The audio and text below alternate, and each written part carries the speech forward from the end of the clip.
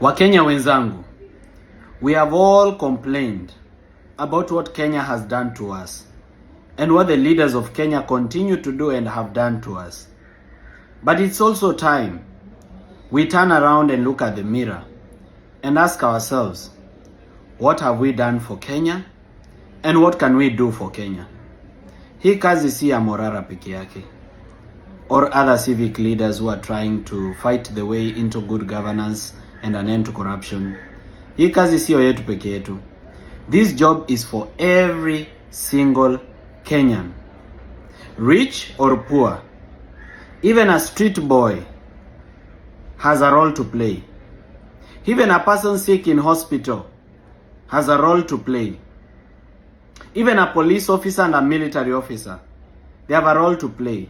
Musicians and content creators and actors, you have a role to play to create content that will communicate into the hearts and souls of Kenyans. You've seen what Crazy Kanas tried to do. His video on Instagram alone has 47 million views. It's being viewed in Kenya and abroad. I've received that video even from people who are not even Kenyans who are living abroad.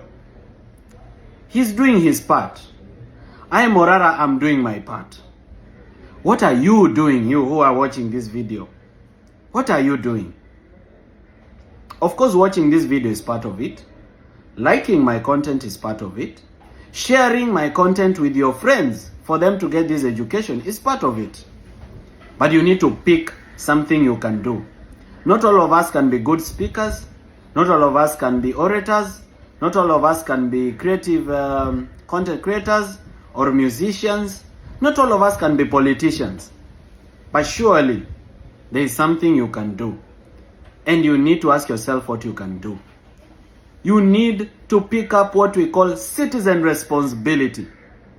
You need to ask yourself, why are you Kenyan?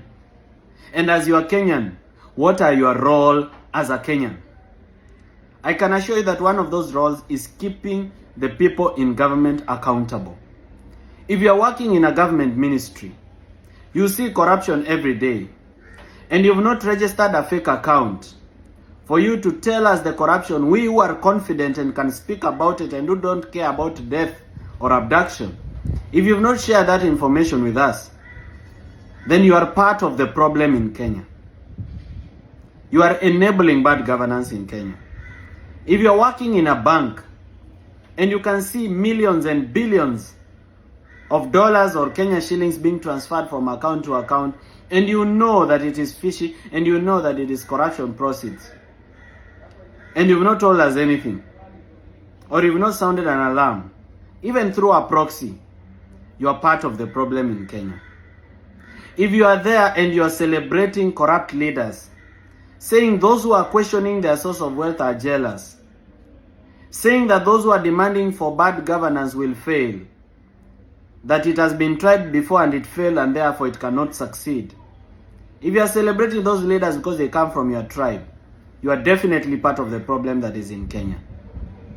You are responsible for the poverty, for the pain that the people of Kenya are suffering.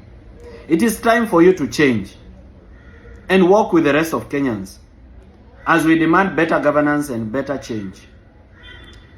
At this moment in time, we cannot trust anybody in government or opposition, because even opposition has benefited from corruption.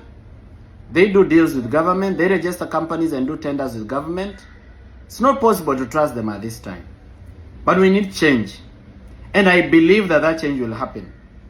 I don't have to be any political position. I don't have to be a governor or senator or anything. My interest is a fair and just system. I'll go back to my business, make my money.